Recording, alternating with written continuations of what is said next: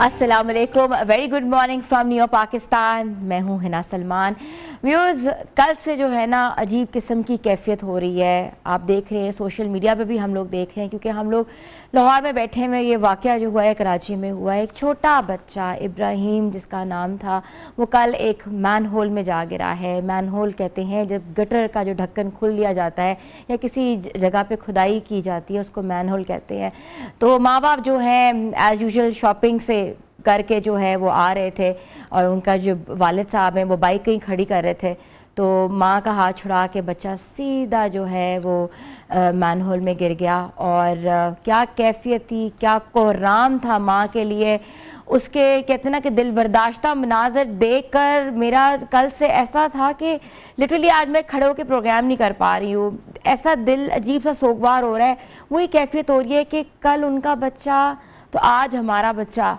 ये कितना बड़ा सवालिया निशान है इदारों के ऊपर, कितना बड़ा सवालिया निशान है उस हुकूमत के ऊपर जो कि हर साल ऐसा वाक़यात जो है वो रोनुमा होते हैं। कुछ ना कुछ होता है जिससे वाकई उसके बाद जो है कुछ ना कुछ एक्शन लिया जाता है। क्यों नहीं इदारे जो हैं जहाँ जहाँ गटर के ढक्कन खुले हुए हैं उनके ऊपर प्रॉपरली चेक एंड बैलेंस रखते? किसकी ज़िम्मेदारी है ये? एक शहरी की ज़िम्मेदारी है जो इस मुल्क में रहता है, कि एक वालिदैन की ज़िम्मेदारी है जो अपना बच्चा जो है हंसी खुशी लेके जी उसको शॉपिंग करवा के घर जा रहे थे और पता ये लगता है कि बच्चा ही नहीं रहा। और फिर 14 घंटे की तगोदो के बाद जी कोशिश की जा रही है बच्चे को निकालने की। माँ बिलक रही है, बुला रही है इदारों को, कोशिश कर रही है, वहाँ लोग जमा हुए हैं कि कोई उसका बच्चा जिसका लख्ते जिगर है वो निकाल ले और उसको ये पता लग जाए कि बच्चा ज़िंदा है। कि कैसी उम्मीद के साथ वो 14 घंटे जो निकले होंगे, वो तो वाकई मैं उस कैफियत को नहीं बयान कर पा रही। उन वालिदैन की क्या कैफियत होगी।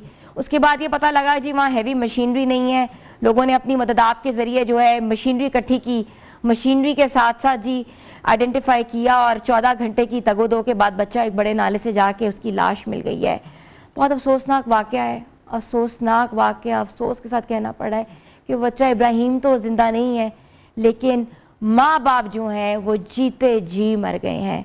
तो सारी सूरत हाल क्या थी, क्या सिचुएशन थी, उसके ऊपर हम जानेंगे और हमारा नुमाइंदा हमें कराची से अपडेट कर रहे हैं कामरान सुहेल साहब, जो उसी जाए वक़ूआ पे खड़े हुए हैं। जी कामरान। देखिए, मैं ये बात यहाँ से शुरू करूँगा कि वो कहते हैं ना कि हादसे से बड़ा सानिया ये हुआ कि लोग ठहरे नहीं हादसा देखकर। ये बात हुकूमत वक्त के ऊपर जो है वो सादिक आती है कि हादसा हो गया, लेकिन हुकूमत जो है वो हमें कहीं नज़र नहीं आई। 12 घंटे तक यहाँ पे लोग जो यहाँ के इलाका मकीन थे वो रियासती मशीनरियों का इंतज़ार कर रहे थे कि इस मासूम बच्चे को, जो इब्राहिम अपने वालिदैन के साथ यहाँ मार्ट पे ख़रीदारी करने के लिए आया। और फिर एक सितम ज़रीफ़ी का आलम यह है कि जो मार्ट के सामने जो है वो ये खुला मेन होल जो है वो ना तो मार्ट इंतज़ामिया को नज़र आया। हमारी जो शहरी इंतज़ामिया है, हमारी जो सूबाई इंतज़ामिया है, वो तो जो है वो बेहिस है ही, लेकिन उसके साथ साथ जो लोग यहाँ मौजूद थे उनकी भी बेहिसी हमें नज़र आई। 12 घंटे तक हमें यहाँ पर रियासती मशीनरी यहाँ पर नज़र नहीं आई। जब शहरियों ने, लोगों ने एहतजाज किया तो उसके बाद जो है वो उनको होश आया। यहाँ पर सुबह के वक्त जो है वो डिप्टी कमिश्नर को भेजा।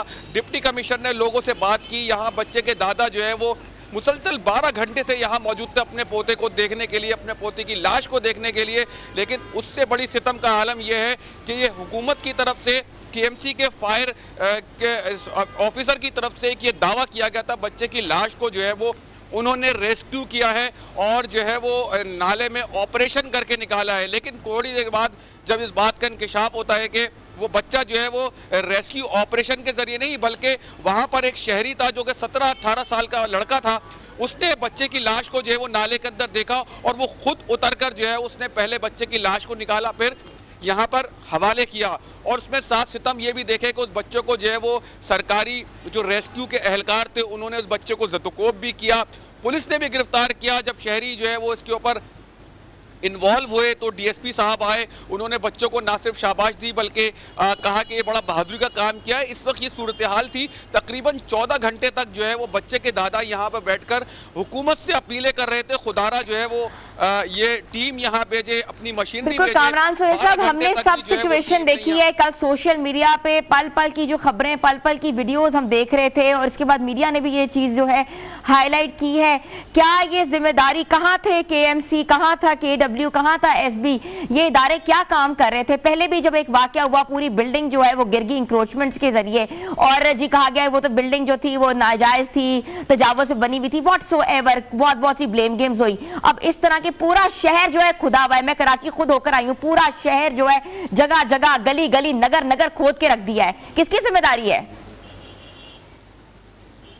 देखिए, ये वाकया जो है वो यूनिवर्सिटी रोड पे हुआ है। यहाँ पर बीआरटी का प्रोजेक्ट बन रहा है। वैसे ही जो है वो तकरीबन 2.5 से 3 साल हो गए हैं इस प्रोजेक्ट को, जो है वो एक तो मुकम्मल होने का नाम नहीं ले रहा। हमारे शहर की बदकिस्मती ये है कि यहाँ पर जो है वो इंतज़ामिया जो है वो बेहिस इंतज़ामिया है, यहाँ पे कोई काम करती। सिर्फ इस वक्त इस जगह पे ही मेन होल खुले हुए नहीं है, बल्कि शहर के बेशतर इलाकों के अंदर जहाँ तरक्याती काम नहीं भी हो रहे, उधर भी मेन होल खुले हुए होते हैं, जहाँ पे बच्चे गिरते हैं, बड़े गिरते हैं, खवातीन गिरती हैं, लेकिन कोई एहसास नहीं है। मैं आपको एक बात बताऊँ कि इस शहर के अंदर जो 2 वाक़यात ऐसे हुए हैं जिनमें बच्चों की डेड बॉडी आज तक नहीं मिली है। एक वाक़या शादमान टाउन के अंदर हुआ था, एक नौमौलूद बच्चा, मेरे ख्याल से बमुश्किल उसकी 6 से 7 माह बच्चे की उम्र होगी, बच्चे की माँ के हाथ से गिरा और हादसे के दौरान और वो नाले के अंदर जा गिरा, आज तक उसकी डेड बॉडी नहीं मिली है। इसी तरह गुलशन में भी एक वाक़या हुआ था, वहाँ से भी बच्चे की डेड बॉडी नहीं मिली है। ये सारी सूरत हाल जो है वो इंतज़ामिया को जो है वो बताई जाती है, लेकिन यहाँ पर कोई किसी के कानों पर जू तक नहीं रेखती। इस वक्त ये जो जिस जगह पे यूनिवर्सिटी रोड है, अब ये इन्होंने जो है वो बच्चे की डेड बॉडी को निकालने के लिए ये सड़क उन्होंने खोदी है, जो पानी की लाइन थी वो भी फट गई है और ये नाला यहाँ से बह रहा है। अब ये भी जो है वो सिक्योरिटी रिस्क है कि शायद यहाँ पे कोई बड़ा हादसा रोनुमा हो जाए। हम जब इंतजामिया से, हुकूमत से जब क्रॉस क्वेश्चन करते हैं, सख्त सवाल करते हैं, तो वो कहते हैं कि जो है वो आप लोग सियासत कर रहे हो। यहाँ पर बच्चों की जो है वो बच्चे गटर के अंदर गिर के जाबाक हो रहे हैं, लेकिन जब इंतजामिया कहती है कि जो है वो आप लोग सियासत करते हो, तो ये इंतहाई बड़ा दुख होता है। हम जब यहाँ पर जब आए थे सुबह के टाइम, तो यहाँ पर लोग काफी मुश्ताहिल थे, हमसे भी उलझ रहे थे, हमसे भी लड़ रहे थे, लेकिन उसके बाद ये हुआ कि भाई तो यहाँ पे वो लोग उलझ रहे थे। इसके बाद वजूद भी जो है यहाँ पर हमने अपना काम किया, लेकिन हमें इस बात पे अफसोस होता है कि जो है वो शहरी। अच्छा, पहले मुझे ये क्लियर करें, ये जो वाकया जहाँ हुआ है यूनिवर्सिटी रोड में, ये प्रोजेक्ट बेस की वजह से मैन होल खुला हुआ था या गफलत थी मार्ट वालों की या किसी और लोगों की जिसकी वजह से ये खुला हुआ था? देखिए, ये जो जिस जगह पर ये वाकया हुआ है, कल यहाँ पर जो है वो यूसी चेयरमैन आए थे मुतल्लका यूसी के, उनसे हमारी बात हुई थी। उन्होंने कुछ डॉक्यूमेंट्स हमें दिखाए थे कि जब ये प्रोजेक्ट तामीर हो रहा था तो उन्होंने जो है वो इनसे मुलाकात की थी। तकरीबन इस प्रोजेक्ट के साथ साथ जितनी भी यूसियाँ होती है वो यूसी चेयरमैन बीआरटी इंतजामिया के पास गई थी। वहाँ पर जो है वो उन्होंने इनको एक दरख्वास्त दी थी कि जो लाइन से बीआरटी प्रोजेक्ट है, यहाँ पर जो K4 मंसूबे के लिए उन्होंने खुदाई की है, तो वहाँ पर मेन होल भी खोल दिए उन्होंने, तो उसको फौरी तौर पर बंद कर दिया जाए। लेकिन उन्होंने जो है वो इसके ऊपर कान नहीं धरा, बल्कि कहा कि हमारा काम खत्म हो गया, अब हम जा रहे हैं। तो लिहाजा ये 1 महीने पहले उन्होंने ये दरख्वास्त दी थी इंतजामिया को कि भाई ये जो मेन होल खुले हुए हैं इसको फौरी तौर पे बंद कर दिया जाए, जिसके बाद अब ये वाकया हुआ है। सिर्फ यही नहीं, आगे जाके जो है वो बहुत सारी जगहों पर अभी भी मेन होल खुले हुए हैं, वहाँ पर अभी तक इन्होंने ढक्कन नहीं लगाए हैं। कहा हमेशा की तरह हुकूमत सिंध को या शहरी हुकूमत को क्रिटिसाइज करते हैं, लेकिन फिर वही वाली बात आती है कि जो है वो अगर इनको ज़्यादा सख्त सवालात कर लिया जाए तो वो कहते हैं कि सियासत कर रहे हैं। इस वक्त भी जो है वो यहाँ पर जो है वो, आप जरा मुझे अपने कैमरे से दिखा सकते हैं वो कौन सी जगह थी जहां मेन होल जो है वो खुला हुआ था? देखिए, मैं अपने कैमरा में जुल्फिकार को भी दिखाऊंगा कि जुल्फिकार आपको दिखाए कि ये बिल्कुल सामने जहां पर ये गमला आपको नजर आ रहा है उसके साथ ये मेन होल है, उसके बिल्कुल बराबर में ही ये मार्ट है। इस मार्ट के पास जो है वो ये गाड़ियां और बाइकें पार्क होती है। बदकिस्मती एक आलम यह है कि जो बच्चे का बाप है उसने भी बाइक यहीं पर पार्क की थी। अब वो होता है ना कि बच्चा जब मार्ट से बाहर निकलता है तो सीधा बाप का हाथ छुड़ाकर अपने बाप की बाइक की तरफ लपकता है, तो वही हाल हुआ है कि बच्चा जैसी जो है वो वहां पे गया तो वहां पर मेन होल खुला हुआ था। कामरान, जब कहीं कंस्ट्रक्शन होती है वो जगह जो है पूरी कॉर्डन ऑफ कर दी जाती है, मुतबादिल रास्ता दे दिया जाता है और ये कहा जाता है कि ये आप रास्ता इस्तेमाल ना करें, जो कि हमने अक्सर पंजाब में देखा है। नॉर्मली वाकया कहीं भी हो सकता है, लेकिन फिर भी हम ये बात कर रहे हैं। तो इस जगह को क्यों नहीं कॉर्डन ऑफ किया गया? अगर एक जगह बन रही है, क्यों नहीं मुतबादिल रास्ता जो है लोगों से कहा गया कि इख्तियार करें, ताकि ऐसा वाकया रूनुमा ना हो सके शहरियों के साथ? देखिए, मैं आपको थोड़ा यूनिवर्सिटी रोड की डायमेंशन आपको बताऊं कि यूनिवर्सिटी रोड जो है वो यहाँ से सीधा जो है वो गुरु मंदिर की तरफ जाती है। ये बड़ी काफ़ी चौड़ी रोड थी, लेकिन उसके साथ साथ जो है वो दुकानें हैं। इसमें उर्दू यूनिवर्सिटी भी आती है। यहाँ पर दो बड़े अस्पताल आते हैं, कैंसर का अस्पताल है और एक सेंट डिजीज़ जो है वो अस्पताल यहाँ पर मौजूद है। तो ये सड़क जो है मुतबादिल रास्तों के लिए जो है वो काफ़ी लोगों ने बात की है, तो तब कहीं जाके जो है उन्होंने कुछ मुतबादिल रास्ते बनाए थे। लेकिन जिस जगह पर यह वाक़या हुआ है ये मेन शाहरा है, और उस वक्त ये तो सड़क आपको भी खुदी भी नजर आ रही है। ये उस वक्त सड़क नहीं खुदी हुई थी, सिर्फ एक मेन होल था। लेकिन सिर्फ बच्चों को निकालने के लिए यहाँ से जो है वो शहरियों ने अपनी मदद आपके तहत शावल लेके आए और जो मशीनरी लेके आए थे, और उसके पैसे भी जो है वो बच्चे के दादा ने दिए थे। यहाँ बैठ के इस जगह पर वो शिकवा यही कर रहे थे कि भाई जब इंतजामियों को फोन किया जा रहा है, मुर्तुजा वहाब साहब जो कि शहर के मेयर है, उनको फोन किया जा रहा है तो वो कोई रिस्पॉन्स नहीं दे रहे, उन्होंने कोई रिस्पॉन्स नहीं दिया। और सोने पे सुहागा ये देखे कि उसके बाद इंतजामिया ने फ़ोन भी बंद कर दिए। और सबसे बड़ी मुश्किल जो हम लोग के लिए पेश ये आती है कि जब शहरी इंतजामिया के लोग जब इस तरह के बयानबाजी करते हैं तो जिससे लोग मुश्तइल होते हैं, वो तो यहाँ आ नहीं सकते। वहाँ पे फिर हमारे कैमरामैन, हमारे रिपोर्टर्स वहाँ मौजूद होते हैं, फिर वो लोग उनसे जो है वो झगड़ते हैं, बिल्कुल उलझते हैं। करते हैं। कल यहाँ पर सूरत-ए-हाल तो आप ये कह रहे हैं कि म्युनिसिपल कॉर्पोरेशन का कोई मुतलका अफराद या कोई महकमा वहां मौजूद नहीं था, ना किसी ने फोन उठाया, ना कोई मशीनरी भेजी गई, ना कोई मदद के लिए आया, क्या ऐसा है? जी बिल्कुल यही सूरत-ए-हाल है। जब हम यहाँ आते तो लोगों का शिकवा यही था। बच्चे के दादा जिनका पोता जो है वो नाले के अंदर जो है वो डूब गया और वो उसकी तलाश कर रहे हैं, उन्होंने इसी बात का तो शिकवा किया है कि जो है वो हमने अपने पैसों से मशीनरी मंगाई, तो जाहिर सी बात है पोता है, पोते के लिए तो सब कुछ हाजिर है। लेकिन इंतजामिया ने जो है वो कुछ नहीं किया। जब यहाँ पे इनसे बात की जाती है तो फिर वो बुरा मान जाते हैं, उनको आईना दिखाते हैं तो वो बुरा मान जाते हैं। अब इसी सूरत हाल के अंदर तकरीबन 14 घंटे के बाद जो है वो बच्चे की डेड बॉडी जो है वो एक नौजवान ने रिकवर की है। और हाल ये है कि जो है वो रिकवरी से 2 घंटे पहले जो है वो मशीनरी यहाँ पर आई और उन्होंने इस करीब के जो वाकया था वहाँ पर जो है वो उन्होंने देखना शुरू किया, जबकि बच्चे की जो लाश थी वो तकरीबन यहाँ से 1.5 किलोमीटर दूर सर सैयद यूनिवर्सिटी है उसके साथ जो नाला है वहाँ पर फंसी हुई थी, और बच्चे ने देख ली और उसको वो निकाल के हवाले की है। अब सूरत हाल यही है कि यहाँ पर जो लोग थे, जाहिर सी बात है ऐसी सूरत हाल के अंदर लोग मुश्तइल होंगे। सिर्फ एक ही वाकया नहीं है, इस शहर के अंदर ऐसे कई वाकयात रोनुमा होते हैं। बच्चे गिरते हैं, उनकी लाशें निकाली जाती हैं, बाद लोगों की तो लाशें भी नहीं निकाली जा सकी। और अच्छा कामरान, आपने कहा कि डीसी साहब और सूबाई हुकूमत के कुछ एहलकार जो हैं रात में आए वहां, तो क्या आपकी उनसे कोई बातचीत हुई? कुछ उन्होंने बताया कि ये क्या हुआ है या इस वाकये का कोई नोटिस लिया? देखिए रात में तो खैर यहाँ पर कोई भी नहीं आया। रात में तो शहरी खुद अपनी मदद आपके तहत कर रहे थे। अब जाहिर सी बात है उनकी नींद खराब होगी, वो रात में क्यों आएंगे? वो आए थे सुबह तकरीबन कोई 10 से 11 बजे के दरमियान। यहाँ के जो डीसी ईस्ट हैं उनसे मेरी खुद बात हुई है, हमने सॉर्ट लिया उनसे।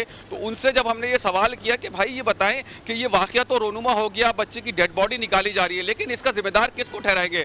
फिर वही वाली बात कहते हैं कि भाई हम इसका तयन करेंगे, कौन जिम्मेदार है। कल सिंध असम्बली के अंदर भी जो है वो एहतजाज किया गया, सिटी कौंसिल के अंदर भी एहतजाज किया। शर्जील इनाम मेमन जो कि वज़ीर ट्रांसपोर्ट है, उन्होंने जो है वो उसका इस बात का बरमला इज़हार किया कि भाई इसका जो भी जिम्मेदार होगा उसको कटहरे में लाया जाएगा, उसको सजा दी जाएगी। कब सजा दी जाएगी? कब कटहरे में लाया जाएगा? तो वो देखिए अभी तो जो है जाहिर सी बात है जब ये सारी चीज़ें होंगी, क्योंकि ये जो बिल्कुल बीआरटी प्रोजेक्ट के साथ ये सड़क थी और उसका ये मेन होल खुला हुआ था। जाहिर सी बात है ये केएमसी का नाला है, तो जिम्मेदारी तो लाजमी सी बात है मुर्तुज़ा वहाब साहब के ऊपर ही आयद होती है, मेयर कराची पे आयद होती है, केएमसी के ऊपर आयद होती है। लेकिन उसके साथ साथ हुकूमत सिंध पे भी आयद होती है कि हुकूमत सिंध जो है वो लोगों को जो है वो रिलीफ देने की कोशिश कर ही नहीं रही है। यहाँ पर जो है वो सड़कें बनती हैं, एक बारिश के अंदर बह जाती है, जो सड़कें बनाई जाती हैं वो टूट जाती हैं, गड़े हो जाते हैं। जाते हैं। ये तो बच्चा जो है मेन होल के अंदर गिर के जो है वो जाबाक हुआ है। यहाँ लोग सड़क पर जो है वो गड्ढे में गिर के जो है वो जख्मी हो जाते हैं। ये सारी सूरत हाल इस शहर की, ये शहर जो है ना इस वक्त नारसा का मंजर पेश कर रहा है और इस वक्त की जो शहर की जो सूरत हाल है वो खंडर का मंजर है। बिल्कुल आप सही कह रहे हैं कामरान सोहेल साहब, thank you so much for updating the entire incident. बहुत बहुत शुक्रिया सोहेल साहब, हमें कराची से अपडेट कर रहे थे। कल इतना बड़ा जो वाकया परसों जो हुआ है और कल जो है प्रॉपर तरीके से पता लगा है कि जो बच्चा इब्राहिम है वो मेन होल में जाके गिर गया और उसकी लाश जो है वो निकाल ली गई है। सितम ज़रीफ़ी की इंतहा देखें, ना कोई मुतलका इदारा आया, ना ही किसी का कोई वर्जन आया और ना ही कोई इदारा जिम्मेदारी ले रहा है। हम लोग कोशिश कर रहे हैं कि तर्जुमान सिंध हुकूमत से हम बात कर सकें और पूछ सकें ये सितम ज़रीफ़ी का जिम्मेदार कौन है। छोटी सी ब्रेक पे जा रहे हैं, आप लोग हमारे साथ रहें।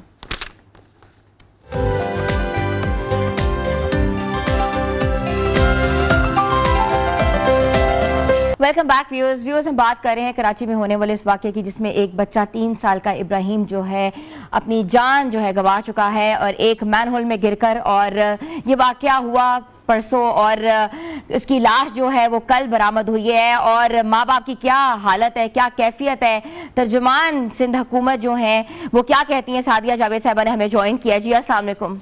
जी वालेकुम सलाम। कैसी हैं आप सादिया, ठीक है? जी मैं ठीक हूं। सादिया बहुत ही अनफॉर्चुनेट इंसिडेंट है, वाकई हम लोग लाहौर में बैठे हुए तड़प गए हैं। कल से जो मीडिया के ऊपर जो चीजें आ रही, सोशल मीडिया में जो हालत है, जो कैफियत है, literally I can't do the programme right now but still we are taking the version from the government because it's very important. एक शहरी का हक है ये पूछना कि ये इतनी बड़ी नाइंसाफी उनके साथ क्यों हुई है। जी बिल्कुल, एक बहुत अनफॉर्चुनेट मामला है। वाकया हुआ और एक छोटा बच्चा जो है वो गटर के ऊपर ढक्कन ना होने से अपनी जान गंवा गया अपने माँ बाप की आंखों के सामने, और वो कुछ ना कर सके। बिल्कुल बहुत तकलीफ दे है। मैं कल से जब से इस मामले पे बात कर रही हूँ, इसको डिफेंड नहीं किया जा सकता, किसी तरफ से भी डिफेंड नहीं किया जा सकता। इसीलिए सीएम साहब ने इस मामले पे इंक्वायरी की है और आज या कल में इसकी रिपोर्ट आ जाएगी। जिन अफसरान की इसमें गफलत है, बिल्कुल इंतजामिया की गफलत है, इस बात से हम इनकार कर ही नहीं सकते या कर नहीं रहे कि इंतजामिया की गफलत नहीं है। किसी की भी जुडिक्शन थी, केएमसी की जुडिक्शन थी, टाउन की थी, यूसी की थी, लेकिन कोई इंसानियत भी होती है। और हमें जो है इस मामले को सॉर्ट आउट करना होगा। जो भी उन पेरेंट्स की कंप्लेन है कि जी मशीन वालों ने पैसे मांगे, डीजल के पैसे मांगे गए, वो सारी चीजें इंक्वायर हो रही हैं। सादिया जावेद साहबा, इधर ही मैं आपको रोकूंगी। ये तो कथारसिस, तो जान तो चली गई। 3 साल का बच्चा अपनी माँ के सामने, उसकी जान तो चली गई। उस माँ की कैफियत देखें, तड़प रही थी माँ, बिलक रही थी, हम देख रहे थे वीडियोस के अंदर। लेकिन मुझे ये बताएं कि पैसे मांगे, डीजल नहीं था, वो तो बात की बात है, मशीनरी नहीं आ पाई, किसी मुतलका इदारे ने फोन उठाने की कोशिश नहीं की, तो आप ह्यूमैनिटेरियन ग्राउंड्स के ऊपर क्या बात करें? किसकी जिम्मेदारी थी? म्यूनिसिपल की जिम्मेदारी थी, केएमसी की जिम्मेदारी थी, यूसी की जिम्मेदारी थी? यही नहीं पता लगता कि जिम्मेदारी किसकी थी एक्सेप्ट फॉर द बयानबाजी। नहीं जी बिल्कुल, देखिए मैं कल से ये बात कर रही हूँ और आपके भी शो में मैं ये बात करूंगी कि इसको पॉलिटिसाइज करने की जरूरत नहीं है। कुछ जमातों ने कराची में उसको पॉलिटिसाइज करने की कोशिश की। एक खानदान के साथ एक हादसा हुआ है, जिसको जिसका प्यारा जाता है उसको पता होता है। मैं और आप तो बात कर बिल्कुल मैं और आप तो बात कर लेते हैं बड़े आराम से, जिसका जाता है ना उसको पता होता है। उस माँ को पता होगा जिसका लाल गया है कि उसके साथ क्या हो गया, उसके लिए कयामत टूट गई। और आपकी बात सही है कि हम इस लड़ाई में कि जी नहीं मेरी जिम्मेदारी थी, अगर मेरा ये कहना है कि अगर वो टाउन नाजिम वहां खड़ा था तो भाई खड़े होने का क्या फायदा था, कुछ करते ना। अगर वाटर बोर्ड का अमला खड़ा था और उन्होंने कुछ नहीं किया, तो इसीलिए इंक्वायरी कंडक्ट हो रही है। जो जिम्मेदार होगा सिंध हुकूमत उसके खिलाफ एक्शन लेगी। चीफ मिनिस्टर साहब ने खुद इस मामले को टेकअप किया हुआ है और वो इसके खिलाफ इंक्वायरी करेंगे। ठीक है। अच्छा, सिंध हुकूमत बार बार दावा करती है कि शहर में जो है जितने भी मेन होल्स हैं वो बंद कर दिए गए हैं, मगर ऐसे वाकयात बार बार रुनमा हुए हैं। This is the third incident. हाँ जी, कल मेयर साहब ने जब प्रेस कॉन्फ्रेंस की तो उन्होंने बताई तादाद, जिसको मैं सुन के हैरान हूँ कि 88 मेन होल्स एक साल में प्रोवाइड किए गए हैं डिफरेंट यूसीज, टाउन्स और केएमसी के इदारों को। और अनफॉर्चुनेटली फिर भी मेन होल्स, इसके लिए भी जैसे हमने मुख्तलिफ लॉ मेकिंग्स की हैं, जैसे अमल बिल आया था, एक बच्ची का इंसिडेंट हुआ था, उसको इनकाउंटर के दरमियान गोली लग गई थी और उसको प्राइवेट हॉस्पिटल ने ट्रीट नहीं किया था। उसी तरह मेन होल्स के लिए केएमसी को लॉ मेकिंग करनी पड़ेगी।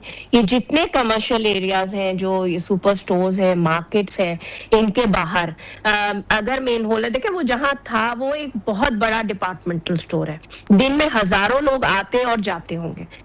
थोड़ी सी, मैं ये इनकार नहीं हूं, हमारी हुकूमत है, हमारी जिम्मेदारी है, लेकिन थोड़ी सी जिम्मेदारी सिविक जिम्मेदारी मेरी और आपकी भी बनती है। अगर वो गटर का ढक्कन गायब था तो यकीनन सिक्योरिटी गार्ड ने भी देखा होगा, उस स्टोर के आने वाले सेल्समैन ने भी देखा होगा, तो कंप्लेन कर सकते। इनके बारे में भी लॉ मेकिंग होनी चाहिए कि अगर कमर्शियल एरियाज में, क्योंकि ज्यादातर ये हादसा वहीं होते हैं जहां कमर्शियल एरियाज हैं, और अगर वहां ढक्कन नहीं है तो लॉ मेकिंग केएमसी को करनी चाहिए कि जो कमर्शियल एरिया है वो थोड़ी सी जिम्मेदारी लेके, अगर ढक्कन गायब हो जाए तो हमें कंप्लेन तो लिस्ट कराओ, नहीं कराएगा तो उस पे कोई ना कोई फाइन या कोई ना कोई उसके खिलाफ पेनल्टी होगा। सादी जी, बिल्कुल बयान तो दिए जाते हैं, लॉ मेकिंग भी होती है, इम्प्लीमेंटेशन सबसे बड़ा मसला है। इम्प्लीमेंटेशन, सजा, ये चीजें देखना चाहते हैं लोग, क्योंकि ये इट्स नॉट अबाउट सिंध हुकूमत, ये पूरे मुल्क का मसला है। ये बात जब सिंध की बात हो रही है, इसका मतलब है पूरे मुल्क की बात हो रही है। तो ये कोई हम लोग ये स्टेटा नहीं बनाया हुआ, ये पंजाब की बात हो रही है, ये यहाँ की बात हो रही है, ये पाकिस्तान की बात हो रही है, पाकिस्तान की बात हो रही है इधर। तो ये जो चीज है, ये क्यों नहीं एक प्रेसिडेंट सेट होता जहां इंक्रोचमेंट्स हैं, जहां कंस्ट्रक्शन हो रही है। अभी रिसेंटली मैं कराची होकर आई हूँ, पूरा कराची खोदा हुआ है उन्होंने, पूरा कराची खोदा हुआ है। इट्स नॉट अबाउट कि यूनिवर्सिटी रोड खोदी हुई है, जगह जगह खुदाइयां हुई हुई हैं। देखिए, कराची में मुख्तलिफ तरक्याती काम जारी है, इसकी वजह से कराची में खुदाई है। बाकी देखिए, टाउन्स ने सुई सदरन गैस की कोई 50 साल पुरानी लाइंस पड़ी थी, उनको रिप्लेस सुई सदरन गैस कर रहा है टाउन्स और यूसीस की मदद से, उस पर काम हो रहा है। तो इसमें कोई शक नहीं, लेकिन रोड इंफ्रास्ट्रक्चर जो बारिश और बाकी जहां काम खत्म हो गया, उस पर काम शुरू हो गया है। जल्दी से बता दें क्या कोई कार्रवाई होगी, क्योंकि ये जिम्मेदारान के खिलाफ ये इंपॉर्टेंट है यहाँ। नहीं जी, बिल्कुल, जो भी जिम्मेदार है, इंतजामिया की जिम्मेदारी थी, उन्होंने अपनी जिम्मेदारी पूरी नहीं की है और उसके खिलाफ एक्शन होगा। बिल्कुल, आप इस बात से वो रखिए, चीफ मिनिस्टर साहब ने इसको खुद देखा है, पीपल्स पार्टी की आला क़यादत को रिपोर्ट जाएगी कि उन जो ऑफिसर्स या जो भी था जिसकी भी जिम्मेदारी थी और उसने पूरी नहीं की है, उसके खिलाफ action. Thank you so much Sadia ji. तर्जुमान सिंध हुकूमत सादिया जावेद साहब का वर्जन जो है वो हमने ले लिया है। उनका यही कहना है कि सख्त से सख्त कार्रवाई होगी, जिम्मेदारी जो है वो वाकई सिंध हुकूमत के ऊपर आयद होती है और डिफरेंट मुतलका इदारों पे आयद होती है, जो खड़े खड़े सिर्फ तमाशा देख रहे थे। लेकिन कहते हैं कि ह्यूमैनिटेरियन ग्राउंड्स में किसी ने बढ़ चढ़कर हिस्सा नहीं लिया। छोटी सी ब्रेक में जा रहे हैं व्यूअर्स, आप लोग हमारे साथ रहें।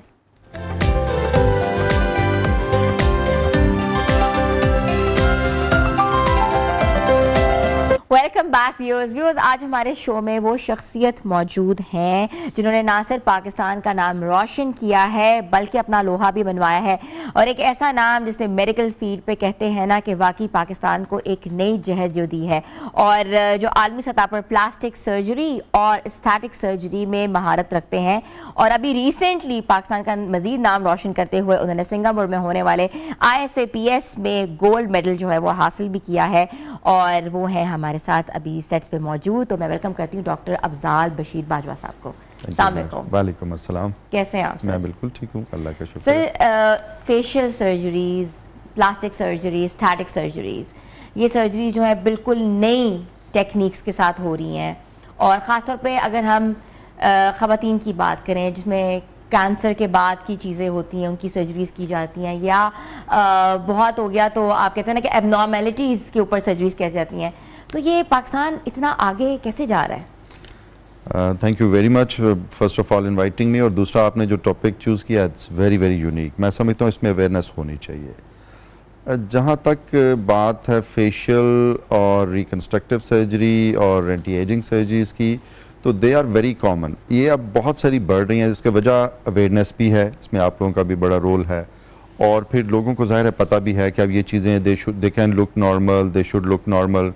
और कैंसर रिकन्स्ट्रक्शन के बाद तो अब मैं समझता हूँ कि 80 to 90% लोग आ जाते हैं कि रिकन्स्ट्रक्ट करना है, और उसमें सिर्फ ब्रेस्ट कैंसर्स नहीं है, बेशुमार और कैंसर्स भी हैं। फेस के ऊपर स्क्वेमस सेल कार्सिनोमा है, बेसल सेल कार्सिनोमा है, इस तरह की चीज़ें जब हम निकालते हैं तो उसके साथ ही फ़ौरन ही रिकन्स्ट्रक्ट भी कर देते हैं, और फिर वो इस तरह से होता है तकरीबन जिस तरह नॉर्मल नेचुरल लुक आनी चाहिए। अच्छा। और जो बीमार नहीं है, जिसमें कोई इशू नहीं है, उसमें एंटी एजिंग इफेक्ट्स ज़्यादा वो चाहिए होते हैं, क्योंकि टाइम के साथ साथ हमारे फेस पे, हमारी बॉडी पे सारी चेंजेस तो आ रही हैं। ये तो अल्लाह का निज़ाम है। अब उसको रिवर्स करना, उसको बेहतर करना, और एज को अगर हम रोक नहीं सकते तो स्लो तो कर ही सकते हैं। अच्छा, दैट वी आर डूइंग।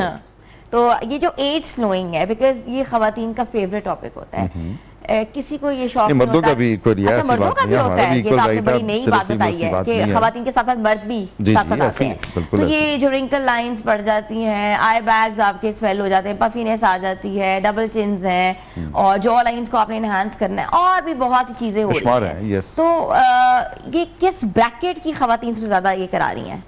ये अगर ऑनेस्टली स्पीकिंग तो 30 से 50 के दरमियान में इश्यूज आने शुरू हो जाते हैं। बहुत सारे इश्यूज से पहले भी हैं, लाइक कुछ बर्थ डिफेक्ट्स आते हैं, तो वो ज़ाहिर है बहुत अर्ली फॉर्म में, हम अगर मैं कहूँ तो मेरे पास 1 साल का जो बच्चा होता है उसके भी 2-3 प्रोसीजर सम टाइम हो जाते हैं।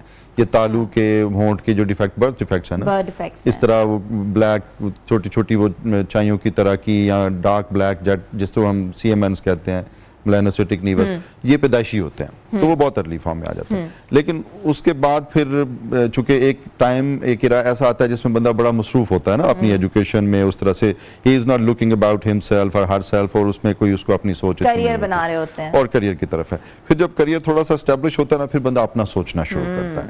या पर्टिकुलरली पाकिस्तान में या एशिया में पर्टिकुलरली हम कहें तो एक सर्ज आती है व्हेन द गर्ल्स और boys are going to get marry, तो फिर एकदम अपना सोचते हैं अच्छा ये चीज़ें ठीक हो जानी चाहिए। तो ये एक फेज़ होती है जिसमें कोई आप समझ लीजिए 20 से 30 के दरमियान में ये वो लोग आते हैं, they are just planning their marriage, और उस वक्त फिर सोचते हैं अच्छा ये डिफेक्ट है, ये भी सही हो जाए, ये भी सही हो जाए। लेकिन जो एजिंग वाले इश्यूज हैं वो यूजुअली 30 के बाद आते हैं। ओके, अच्छा मुझे ये बताइएगा कि बर्न जो पेशेंट्स होते हैं जिनको 4th डिग्री बर्न्स आते हैं, 3 डिग्री बर्न्स आते हैं, ये कहा जाता है कि निशान नहीं जाएगा, या बहुत तगोदो करनी पड़ती है निशान लेके जाने के लिए। पहले किस्म के डिफरेंट बाम्स बनाए जाते थे जिससे निशान जाते थे, मगर अब सर्जरीज, कितनी सर्जरीज कारआमद है बर्न केसेस के अंदर? उसमें ऑफ कोर्स सर्जरी का बहुत सारा रोल है, लेकिन अपने व्यूअर्स के लिए मैं एक ज़बरदस्त कमेंट अभी देना चाहूँगा कि बर्न का अभी तक दुनिया में बेस्ट ट्रीटमेंट एक ही है, और वो है प्रिवेंशन।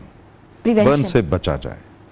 ऑनेस्टली स्पीकिंग, बर्न के जो निशान हैं वो चाहे आपके माइंड में हैं इस स्ट्रेस की सूरत में, या बॉडी पे हैं, वो बड़ी मुश्किल जाते हैं। और कोशिश यही करनी चाहिए, अभी जैसे सर्दियां शुरू हुई हैं तो हीटर्स और इस तरह की चीज़ें लोग यूज़ करना शुरू करते हैं, थोड़ी सी एहतियात करनी चाहिए ताकि उससे बचा जा सके। तो अब जब हम एक बंदा हो जाता है और उसकी बॉडी पे जो निशान आ जाते हैं, no doubt we are very very modern now, हमारे पास बेशुमार सॉल्यूशंस हैं। जैसे डे 1 से अगर हम बात करें तो जो लोग जल्दी प्रेजेंट कर जाते हैं ज़ख्मों के साथ, उनकी ज़ख्मों की केयर हम इस तरह से करते हैं कि उनकी हीलिंग एक तो बहुत जल्दी हो जाए। दूसरा, अगर निशान नंबर 1 तो ये होता है कि बिल्कुल ना रहे, अगर रहे तो फिर वो इतना को रहे कि चलें एक्सेप्टेबल हो, या किसी क्रीम से या किसी कैमोफ्लेज टेक्निक से उसको छुपाया जा सके। फिर अगर निशान रहता है तो वो उस फेज़ में फिर हम उनकी बेशुमार चीज़ें हैं जिनसे हेल्प कर सकते हैं। जिस तरह अभी हमारे पास डिपिगमेंट्री ट्रीटमेंट्स हैं, हमारे पास स्कार थेरेपीज़ हैं, हमारे पास स्टेम सेल थेरेपी है। मैं इस पे अल्लाह का शुक्र है काफ़ी सारा काम भी कर लिया है, और इस पे मेरे 2 अवार्ड हैं, एक जिसका भी आपने जिक्र किया, और एक 2023 में ग्रीस में, यूनान का जो एक शहर है एथेंस, वहाँ मुझे मिला था। और ये पिगमेंटेशन के हवाले से होता है कि जो बर्न के बाद जो हिस्सा काला हो जाता है या डार्क हो जाता है तो उसको कैसे इंप्रूव कर सकते हैं, स्किन जो है सिंक्रोनाइज हो जाती है। एग्जैक्टली। इसी तरह जो हमारे कुछ बर्न के बड़े स्कार्स होते हैं, जैसे फेस का कुछ हिस्सा बड़ा बर्न हो गया, तो उसमें भी हम बॉडी से कहीं से स्किन लेके या उसको एक्सपेंडर डाल के उसको बड़ा करके तो उसको रिकंस्ट्रक्ट करते हैं। ये बड़ी मॉडर्न टेक्निक्स हैं। ठीक है डॉक्टर साहब, जो खवातीन एसिड बर्न्स का शिकार होती हैं, एसिड ट्रॉमास, और हमारे यहाँ हमारे पसमानदा इलाकों में ये कॉमन चीज़ें हैं जो कि होती हैं, किसी ना किसी के ऊपर डाल दिया या उसके बाद जो हुआ तो तेजाब जिसको कहते हैं कि मुंह पे गिरा देना, उसके बाद अक्सर देखें खवातीन झुलस जाती हैं, क्या ट्रीटमेंट है उनके लिए? उसके लिए सबसे पहले जो फर्स्ट ट्रीटमेंट है जो किसी भी बर्न फॉर्म में मैं हमेशा एडवोकेट करता हूँ कि जो ही कोई केमिकल स्पेल होता है, सिर्फ एसिड नहीं है, अल्कलीज भी इक्वली हैं, इंपॉर्टेंट हैं, बल्कि अल्कलीज ये जो ब्लीच वगैरह होती हैं ये ज़्यादा डैमेज करती हैं। अच्छा। एसिड तो सिर्फ टॉप लेयर्स को डैमेज करके रुक जाता है, लेकिन जो ब्लीच होती है वो पेनिट्रेट करती जाती है, वो डीपर लेयर्स तक को डिस्ट्रॉय करती है। तो इसलिए सबसे इंपॉर्टेंट ये है कि जो ही कोई केमिकल स्पिल होता है किसी भी एरिया में तो उसको फौरन लॉट ऑफ वाटर, पानी से उसको वॉश करें इमीडिएटली। फौरन जो पानी अवेलेबल है उसको फौरी तौर पे जितना डाइल्यूट कर सकें, जितना वॉश करके इमीडिएटली। पहला काम यही है कि आपने उसको फौरन वॉश करना शुरू कर देना, और ये नहीं करना कि भाई एक दफ़े वॉश कर लिए तो just stop it, no, keep on pouring, पानी डालते जाएं। उसके बाद रश टू द हॉस्पिटल। जब हमारे पास आते हैं तो हमारे पास फिर उसकी बहुत सारी चीज़ें होती हैं जिससे हम उनको ऊपर से वॉश करते हैं। बर्न में सिर्फ ज़ख़म नहीं होता, ज़ख़म जो हमारा केमिकल है उसकी वजह से जो एब्जॉर्ब होकर बॉडी में जा रहा था उसकी वजह से बेशुमार और चेंजेस भी आ रही होती हैं, उनको भी हमने देखना होता है। डिफेक्ट आ जाता है, एक जगह अपनी जगह छोड़ देती है। एग्जैक्टली, वो जगह तो छोड़ देती है, लेकिन जो केमिकल है वो देखे ना बॉडी में जज़ब भी हो रहा है और वो जाके बॉडी के अंदर के जो एक एनवायरनमेंट है उसको भी चेंज कर रहा है, तो उसको भी देखना। क्योंकि ये सिर्फ आप छोटा वाला थोड़ा एरिया ना सोचा, आप देखें बड़ा एक कोई हिस्सा अगर बर्न हो गया है तो उसमें से काफी सारा केमिकल एब्जॉर्ब होकर ब्लड में भी शामिल होगा और वो बाकी बॉडीज को भी डैमेज कर सकता है। आपने बहुत अच्छी टिप दी है। तो उसमें पानी डाल के उसको वॉश करना बहुत ठीक है। डॉक्टर साहब, कजन मैरिज हमारे यहाँ बहुत कॉमन मसला है, उन मसले में हम आज भी शिकार हो रहे हैं क्योंकि बच्चे जो है एबनॉर्मेलिटीज का शिकार हो रहे हैं। अक्सर बच्चों के रेक्टम्स नहीं बने हुए, क्योंकि मैं भी 2-3 फैमिलीज के अंदर मुझे पता है जिस तरह हुआ है कि उनके बाय बर्थ जो है वो एक सिलसिला होता है एक लॉन्ग इंटेस्टाइन का जो कि आपका मादा खारिज ही नहीं कर पाता। तो आप कैसे उसको ट्रीट कर रहे हैं? देखिए, सिर्फ रेक्टम के इश्यूज नहीं है, सर से पांव तक हर जगह के डिफेक्ट होते हैं। जैसे मैंने 2 अभी गिनवाए, होंठ के, तालू के, इस तरह हाथों के हैं, पेशाब की नाली के डिफेक्ट्स हैं, पखाने के डिफेक्ट्स हैं, फिर हमारे पैरों के डिफेक्ट्स हैं, दे आर मैनी। ठीक है। तो इसमें होता है कि कुछ डिफेक्ट्स, इसको अगर हम ब्रॉडली डिवाइड करें तो दे आर 2 टाइप्स। एक वो हैं जो कि आप ऑटोसोमल रिसेसिव उनको कहते हैं, और दूसरे होते हैं ऑटोसोमल डोमिनेंट। डोमिनेंट वो होते हैं जो कि अगर मदर में हैं या फादर में किसी एक को हैं तो वो आगे आधे बच्चों को होंगे। ठीक है। समटाइम थोड़ा बहुत जेनेटिकली समटाइम वेरिएबल एक्सप्रेशन जरूर हो सकता है, लेकिन अगर डोमिनेंट है तो फैमिली में जरूर रन करते हैं। ठीक है। रिसेसिव वो होते हैं जो कहीं कहीं आते हैं, जैसे अगर उसको हर एक करैक्टर के लिए 2 जीन चाहिए होते हैं, तो अगर दोनों जीन मदर से और फादर से दोनों सेम जीन आएंगे, मतलब उसमें भी बीमारी वाला है उसमें भी बीमारी वाला है, हाँ। तो फिर ultimately they come up and they run with in the family in that regard. ठीक है। अब अगर हम ये समझें कि अगर रिसेसिव डिसऑर्डर हैं तो वो कजन मैरिजेस अवॉइड करने से बहुत अच्छे फर्स्ट क्लास किस्म के ऑब्सोलीट हो जाते हैं। लाइक अगर फर्ज करें मदर में है, अब फादर जो उस बच्चे का फादर है वो कजन नहीं है और उसमें उनकी फैमिली में बीमारी नहीं है, तो रिसेसिव तो बिल्कुल सुप्रेस हो जाते हैं। लेकिन जो डोमिनेंट डिसऑर्डर्स हैं वो डाइल्यूट भी हो जाते हैं। जैसे अगर फर्ज करें एक कजन है, उसके अंदर एक डोमिनेंट जीन है, एक बीमारी रन कर रही है और दूसरे के अंदर भी रन कर रही है, and if they get married तो फिर तो चांसेस और ज्यादा बढ़ जाते हैं। तो ये जो रिसेसिव एंड डोमिनेंट डिसऑर्डर्स हैं इनको हमें आइसोलेट करना होता है और फिर इनको लोकेट करके फिर हम इस तरह से करते हैं कि आगे कजन मैरिजेस से कुछ इस तरह से प्लान कर लिया जाए पेडिग्री से कि उसमें बीमारी जो है आगे कम से कम जाए। और अगर बच्चे में आती है नॉर्मेलिटी आती है, जैसे हम बात कर रहे थे कुछ एरियाज नहीं बने होते, कुछ ऑर्गन्स नहीं बने होते पैदाइशी तौर पे, तो वो कैसे हम बना सकते हैं? जी, उसके लिए रिकंस्ट्रक्शन का पूरा एक ऑप्शन है। ठीक है। जैसे होंठ अगर डिफेक्टिव है तो उसको हम बनाने का पूरा मैकेनिज्म और ये हमारे किस पास एज है। में बनाया जाता है? ये एक्चुअली होंठ तो 3 महीने के अंदर मैं कर देता हूँ। अच्छा ठीक है। इसी तरह तालू है तो वो 1 साल के अंदर मैं कर देता ठीक हूँ। है। नाक के जितने डिफेक्ट्स होते हैं वो यूजुअली अगर कोई बहुत एक्सेप्टेबल ना हो तो फिर फौरी, अगर थोड़ा एक्सेप्टेबल हो तो फिर I wait for according to the book के कोई 12 से 13 साल की उम्र तक इंतजार किया जाए जब तक नाक की हड्डियां और उसका गोश्त ग्रो कर जाए, तो अपना उसका एक्सप्रेशन आ जाए, बोन्स ग्रो कर जाए, तो फिर उस वक्त रिकंस्ट्रक्ट किया जाए। इसी तरह पेशाब की नाली के डिफेक्ट्स हैं तो वो मैं यूजुअली 1 साल के अंदर अंदर उनको डिफेक्ट को कवर कर देता हूँ। वो डिफेक्ट जो है जो आप बता रहे थे कि जो एक सिस्टम का डिफेक्ट होता है, पेट के सिस्टम का डिफेक्ट होता है, इसमें रेक्टम नहीं है या कुछ भी नहीं है, तो ये हर साल जो होता है उनको करवाना पड़ता है जब से ग्रोथ होती है? जैसे देखें रेक्टम का डिफेक्ट है, अब बच्चा पैदा हुआ और पखाना नहीं कर रहा, हाँ। अब उसमें तो इमरजेंसी होगी फौरन, चूंकि पखाना निकलने का रास्ता नहीं है, बच्चा खा रहा है, निकलने का रास्ता नहीं है, अब पेट फूलना शुरू हो जाता है। अब जो ही पेट फूलना शुरू होता है और माँ को लगता है कि इसने बच्चा आज दूसरा दिन हो गया या तीसरा दिन हो गया, बच्चे ने पोटी नहीं की, क्योंकि उनको तो नहीं पता होता कि ये हिस्सा बना ही नहीं है, और they run to the doctor, वो आते हैं जी, आके वहां पे हम एग्जामिन करते हैं, फिर पता लगता है ओके इसका तो नीचे वाला हिस्सा बना ही नहीं है। अब उसमें फिर आगे डिफेक्ट की बहुत सारी टाइप्स हैं। कैसे? सम टाइम होता है कि पखाने वाली जगह या रेक्टम जिसको कहते हैं वो बना जरूर होता है, लेकिन उसके आगे छोटी सी पतली सी एक झिल्ली होती है, वो अभी पूरी तरह से ओपन नहीं हुई होती, तो उसको फिर हम उस हिस्से को ओपन कर देते हैं, बाकी सारी चीजें ठीक है। अब ये माइल्डेस्ट डिफेक्ट है। ठीक है। दूसरा इससे बड़ा ही होता है कि कुछ हिस्से का जो सेगमेंट है वो अब जनरेट ही नहीं हुआ, बन ही नहीं सका, तो उसमें फिर हम वक्ती तौर पे यहाँ सुराख करके पेट के ऊपर तो आंत का कुछ हिस्सा बाहर निकाल के उस पर बैग लगा देते हैं। अब ज़रा पखाना तो करना है, बच्चा बहुत छोटा है और बड़ी सर्जरी के लिए भी मुतहम्मिल भी नहीं है, तो उसमें फिर वक्ती तौर पे उसका पखाना बैग में आता रहता है। और फिर जब बच्चा 1.5 साल का हो जाता है, जब हमें लगता है क्योंकि now he is able to survive, अब वो अपनी एक सर्जरी जो बड़ी होगी उसको टॉलरेट कर लेगा, क्योंकि बेहोशी भी होनी है और सर्जरी भी होनी है, तो फिर उस वक्त हम उसका नीचे वाला पखाने वाला हिस्सा बनाते हैं। वो सम टाइम 1 या सम टाइम 2 या 3 सर्जरियां भी करनी पड़ जाती हैं। जब नीचे वाला हिस्सा ठीक बन जाता है और हमें श्योर होता है कि इट्स फंक्शनल, तो वो जो आंत हमने बाहर निकाली होती है बैग में जिसमें पखाना, तो वो उसको वापस करके पेट को बंद कर देते हैं। सिस्टम आ चुका है, टेक्नोलॉजी इतनी बढ़ती जा रही है, it's good, it's very good, it's so modern. Accidental cases, face पे प्रॉब्लम्स आ गई हैं, जॉ आपका टूट गया है, आई के इश्यूज हो गए हैं, और इसके अलावा भी और भी डेफिशिएंसीज हो जाती हैं, तो वो फिर कैसे रूल आउट होती हैं? उसमें जो भी हिस्सा डैमेज हो जाता है, अल्लाह ने वैसे हमारे बॉडी के अंदर बड़े रिजर्व्स रखे हैं। अच्छा। और उसमें से जैसे हम बर्न की बात कर रहे हैं, कहीं से स्किन बर्न हो जाती है तो हम किसी और हिस्से से स्किन लेके उसकी पूरी कर लेते हैं। इसी तरह अगर जबड़े का सम टाइम बुलेट इंजरीज होती हैं या कोई कैंसर है, उसकी वजह से हमें हड्डी खुद भी काट के कई दफ़े निकालनी पड़ती है, तो टांग के जो नीचे वाला हिस्सा है उसके अंदर अल्लाह ने 2 हड्डियां बनाई हैं, एक टिबिया है, एक फिबुला है।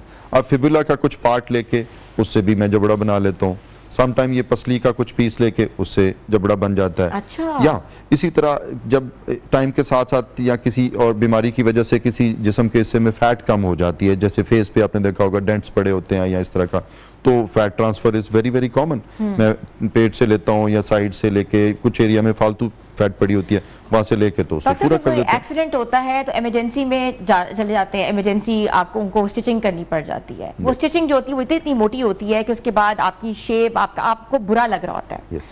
उस डिसऑर्डर को कैसे बाद में ठीक किया जा सकता है, जब आपको पता है कि इतने बड़े बड़े उन्होंने टांके लगा दिए हैं, मुंह पे लगाए हुए हैं, बाजुओं पे लगाए हुए हैं या किसी और हिस्से में लगाए हुए हैं, वो टांके जो हैं वो कैसे ठीक हो सकते हैं? सबसे पहले तो मैं जिस तरह वो प्रिवेंशन पे पहले मैं बात कर रहा हूँ, तो मैं इस पे भी थोड़ा सा प्रिवेंशन पे बात करूंगा कि अब इस हवाले से हमने अपना थोड़ा सा सिलेबस में चेंजेस भी किए हैं।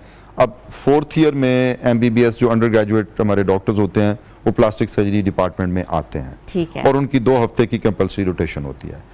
उसका पर्पज़ यही है कि उनको आके जब, चूंकि आगे ज़रूरी नहीं हर बंदे ने प्लास्टिक सर्जन बना हो, लेकिन जब आगे फील्ड में जाएं तो उनको पता हो कि टिश्यू हैंडलिंग कैसे करनी है, क्योंकि जब एक निशान बन गया उसको तो ठीक हम चले कर लेंगे, लेकिन क्यों ना हम उसको बनने से ही रोकें। ये सवाल मैंने आपसे इसलिए पूछा क्योंकि I myself is a victim. Yes, तो फिर आपको आप उस तकलीफ से गुजरी हुई ना, आपको अंदाजा है। मेरी स्टिचिंग उन्होंने की थी, वो इतनी बड़ी की थी कि मैं बाद में हैरान हो गई थी, वो निशान पड़ गए। हाँ, ऐसी है, ऐसी है। तो उसमें होता ही है कि पहले सबसे पहले तो ये है कि हम अपने जो फ्रेश ग्रेजुएट्स हैं, अब जो हमारे नए लोग आ रहे हैं, उनको हम ट्रेन कर रहे हैं कि उसने टिश्यू हैंडलिंग करनी कैसे है, और अगर फेस है तो उसकी डिमांड और है, जाहिर है किसी के पैर पे टांके लगा रहे हैं तो डिमांड और हो सकती है, लेकिन उसमें होता है कि उसको टिश्यू को हैंडल कैसे करना है, स्टिच कौन सा यूज़ करना है, कैसे लगाना है। फिर जब बन जाते हैं तो उसके बेशुमार तरीके ठीक करने के हैं। एक तो स्ट्रेट अवे हम उस जो स्कार को बना हुआ है उस सारे को निकाल लें, ठीक है, जो कि शायद आपका भी हुआ होगा। उसमें उस हिस्से को कट करके हम निकाल के तो एक नए सिरे से उसको फ्रेशली रिकंस्ट्रक्ट कर लेते हैं। फिर दूसरा होता है कि कुछ स्कार्स को ठीक करने के लिए ये ब्लड के अंदर से हमारे पास बेशुमार चीजें हैं, जिसमें PRP है, PDGF है, ये वो आजकल तो हो रही है। डॉक्टर साहब थैंक यू सो मच। तो हमारे साथ मौजूद है डॉक्टर अफजाल बाजवा साहब। आपने देखा कि जिस तरह बताया कि डिफरेंट केसेस को किस तरह हैंडलिंग की जा रही है, रिकंस्ट्रक्शन कैसा किया जा रहा है, ऑर्गन्स कैसे नहीं बनाए जा रहे हैं। अब मसला जो है वो कम हो गया और पाकिस्तान तरक्की कर रहा है। छोटी सी ब्रेक पर जा रहे हैं, आप लोग हमारे साथ रहें। Break call. Welcome back viewers. आज का जो सेगमेंट हमने डिज़ाइन किया है स्पेशली ख़वातीन के लिए किया है। ख़वातीन जो है अपनी स्किन रूटीन से बहुत परेशान है। मौसम जो है वो खुश्क हो गया है, सर्दी बहुत ज़्यादा है और ड्राई सर्दी जो है वो पड़ रही है और बिल्कुल नमी नहीं है। तो आप ऐसा सुबह सुबह जब उठते हैं तो ऐसा लगता है जैसे स्किन हमारी खुरदरी नज़र आ रही है, बेरौनक लग रही होती है शक्ल, और दिल चाह रहा है कुछ ना कुछ ऐसा मॉइस्चराइज़र लगाएं जो कि वाकई हमारी ना सिर्फ स्किन को हाइड्रेट करे बल्कि हम रिफ़्रेश फील करें, हम अच्छे नज़र आएँ। क्योंकि शादियों का सीज़न भी सर पे है और फिर मेकअप भी करना होता है, और जब स्किन ड्राई होती है तो उस पर मेकअप भी जो है वो नहीं बैठता, चिप ऑफ हो रहा होता है और ख़वातीन बहुत परेशान है। तो आज हम उनकी परेशानी का हल निकालेंगे और हल निकालने के लिए हमें ज्वाइन किया है आपकी प्यारी और हमारी प्यारी आपा नैयर ज़िक्रिया ने। अस्सलाम वालेकुम। हाँ जी, वालेकुम अस्सलाम। कैसी हैं आपा? अल्हम्दुलिल्लाह बिल्कुल। आपा आपका मेकअप तो हल्का हल्का ठहरा हुआ है, हमारा तो मेकअप मुंह से बाहर निकल रहा है क्योंकि बिल्कुल स्किन जो है वो ड्राई हुई है। हाँ जी बिल्कुल, यही इश्यूज चल रहे हैं क्योंकि मौसम जिस तरह से आपने बात की, बारिश नहीं हो रही और ड्राई जो है वो सर्दी पड़ रही, जिसकी वजह से नज़ला, ज़ुकाम, फ्लू ये वाले इश्यूज और जो है वो स्किन पे जो है वो ड्राइनेस आ रही है। तो इसके लिए ये है कि जो मेन इशू, जो मेन प्रॉब्लम जो मैं फील कर रही हूँ मेरे घर के अंदर भी, और अगर मैं पर्सनली भी इस चीज़ को देखूं तो हम लोग पानी कम पी रहे हैं। प्यास लगती है तो पानी पी रहे हैं, अदरवाइज जो है वो आपको पता है लाइफ इतनी ज़्यादा जो है वो बिजी है कि भागम दौड़ में ये भी कर लें, ये भी कर लें, ये भी कर लें, और अपने आप को, अपनी सेहत को और जो चीज़ें ज़रूरी हैं उन्हें हम उठा के साइड पे कर देते हैं। तो उसके लिए जो सबसे बेहतरीन जो है वो इस टाइम जो सल्यूशन है इस चीज़ का कि इंटरनली आपने अपनी बॉडी को किस तरह से हाइड्रेट करना है, और वो वाले न्यूट्रिएंट्स या वो विटामिन जो सर्दियों के अंदर हमारी जो है वो बॉडी की, हमारी हेल्थ की और हमारी स्किन की नीड है, वो है विटामिन ए। विटामिन ए जो है वो आपके लिए, आपकी स्किन के लिए, आपके लिए एंटी एजिंग का काम करता है। विटामिन ए किन किन चीजों में मिलती है? आप देखें सबसे ज्यादा इस टाइम जो है वो, अगर हम वेजिटेबल शॉप पे जाएं तो सबसे ज्यादा गाजर सस्ती भी है, रेड कलर की फ्रेश गाजर आई हुई है, उसके अंदर आपको जो है वो विटामिन ए भी मिलेगा, ई भी मिलेगा, विटामिन सी भी मिलेगा, ठीक है। उसके बाद दूसरे नंबर पे आ जाती है चुकंदर। सेब भी आप देखें मार्केट के अंदर अवेलेबल है, ठीक है। ग्रीन एप्पल ले लें, छोटे वाले सेब वो सस्ते हैं थोड़े से, जो बड़े सेब है वो महंगे हैं। तो आप जो ABC जूस है जिसके अंदर आपकी एप्पल आ जाता है, कैरेट, बीटरूट और कैरेट, ये तीनों का जो जूस है ये बेहतरीन जो है वो आपकी ओवरऑल हेल्थ के लिए जो है ये बेहतरीन है।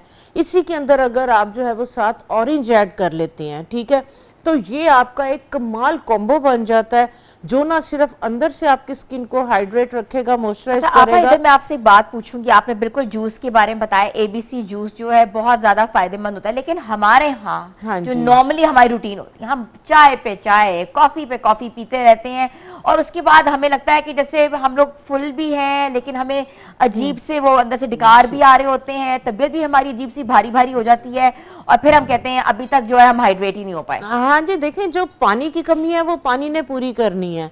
जो चाय है वो बल्कि ड्राइनेस जो है वो करती है आपकी बॉडी के अंदर, कैफीन है वो खुश्की पैदा करती है, और सर्दियों के अंदर आप देखें कि चाय का इस्तेमाल बढ़ जाता है। तो आप लोगों को लग रहा होता है मैंने 3 गिलास लिक्विड तो ले रही हूँ, लेकिन लिक्विड के अंदर आप देखें आप चीनी भी उसके अंदर डाल रहे हो और आप पत्ती भी, और मोस्टली लोग मैंने देखा जब तक जो है वो तेज पत्ती ना उन्हें लगता ही नहीं है ये चाय है। और वो जो पत्ती है, ठीक है, आपकी जो कैफीन ये आपको ड्राइनेस जो है ये कॉज करती है।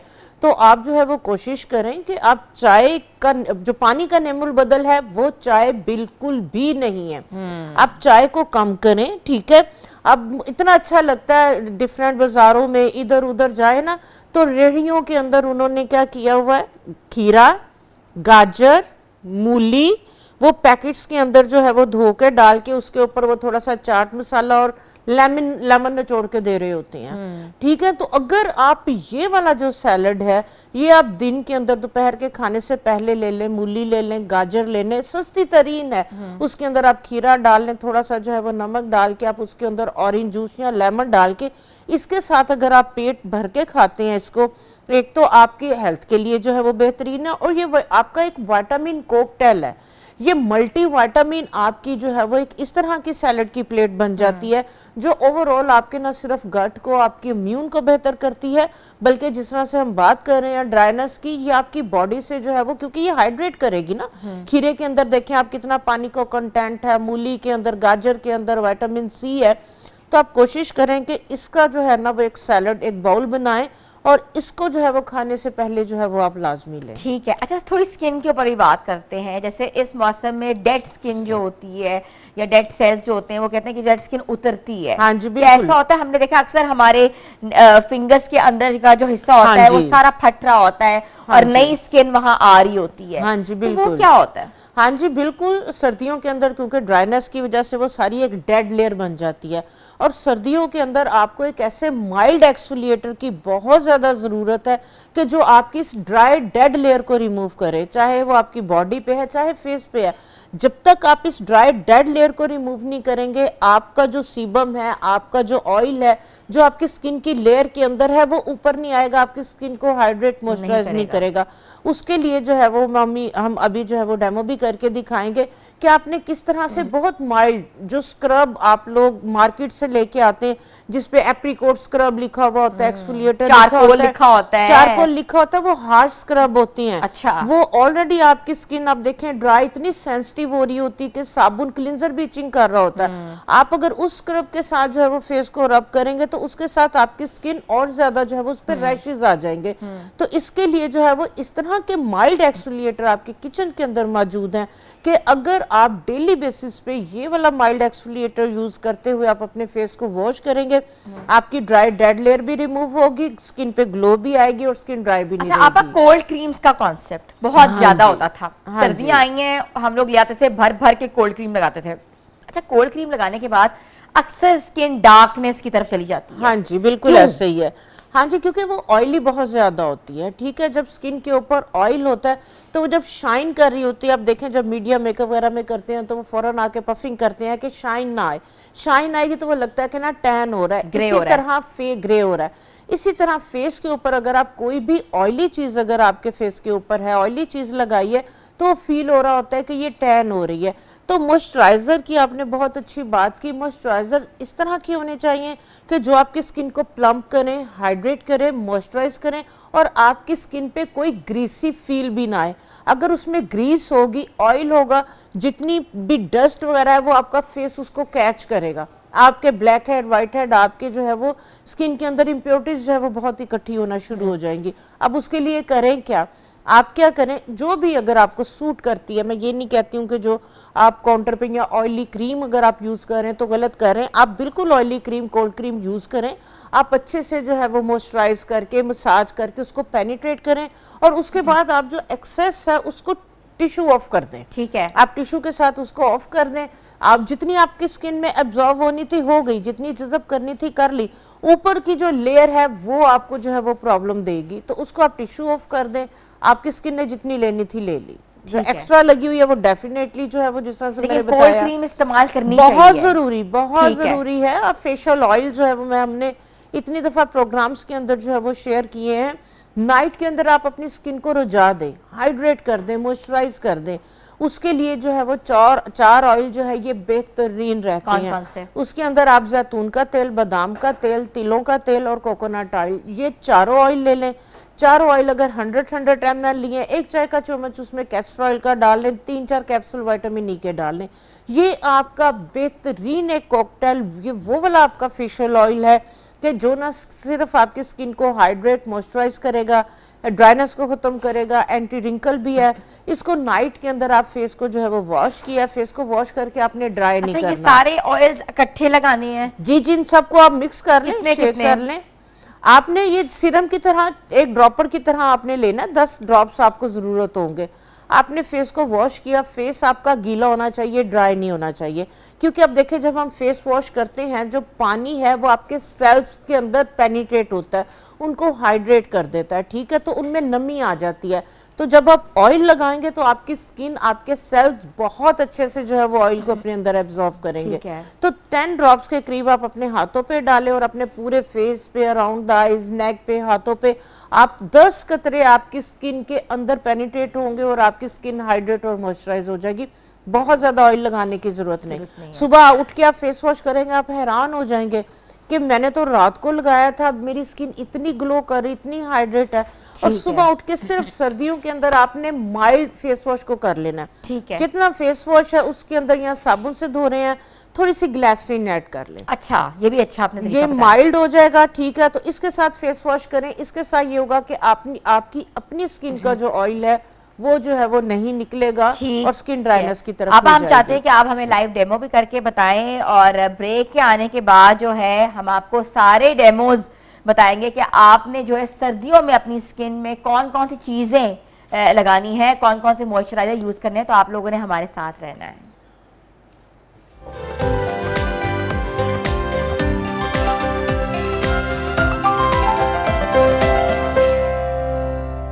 Welcome back viewers. हमने आपको बताया था कि हम आपको आज बताएंगे कि कैसे आपने अपनी स्किन को एक्सफोलिएट रखना है, कैसे जो है वो जो खुश्की, खुरदरापन है उससे निजात दिलानी है, और कौन कौन से आपने जो फेशियल ऑयल्स हैं या स्क्रब्स हैं और जो कोल्ड क्रीम की हम बात कर रहे थे वो घर में कैसे बनानी है, और हमें ये बताएंगी हमारी आपा नैयर। हाँ जी, बिल्कुल। जिस तरह से हम बात कर रहे थे डेड स्किन रिमूवर की, एक्सफोलिएटर की, ठीक है, तो उसके लिए जो बेहतरीन एक्सफोलिएटर है वो मैं आपके साथ शेयर करूंगी, जो कि आपको वाइटनिंग भी देंगे और बहुत माइल्डली आपकी डेड स्किन को रिमूव करेगा, ठीक है।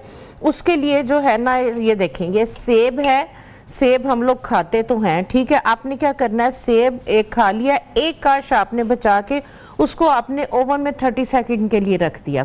उसके बाद इसको जो है ना इस तरह से अच्छे से आपने मैश कर लेना है, ठीक है। सेब को आपने क्या किया, मैश कर लिया। अब जो है वो हम जैसे हमने एक टाइम के अंदर हम ये सारे की बना लेते हैं, आप ये बना के 8 दिन के लिए रख सकते हैं। ये एक पूरे सेब का है। इसके अंदर हमने क्या करना है, तकरीबन 1 टेबलस्पून हम इसके अंदर डालेंगे ब्राउन शुगर, शक्कर, क्योंकि जो शक्कर है ये इतनी ज़बरदस्त आपकी डेड स्किन रिमूवर है कि आपको कोई भी, आप अगर केमिकल पील करवाते हैं वो स्किन सेंसिटिव करता है, जबकि ये आपकी स्किन को पील भी करेगा और आपकी स्किन बिल्कुल भी सेंसिटिव नहीं होगी। शक्कर डाली, सेब के अंदर जो है वो 1 टेबलस्पून शक्कर डालेंगे और इसके अंदर हम ऐड करेंगे सिरका, ठीक है। सिरका आप ऑर्गेनिक ले लें, कोई भी आप सिरका जो है वो ले सकते हैं। इसके अंदर ले सकते हैं एप्पल साइडर, बिल्कुल।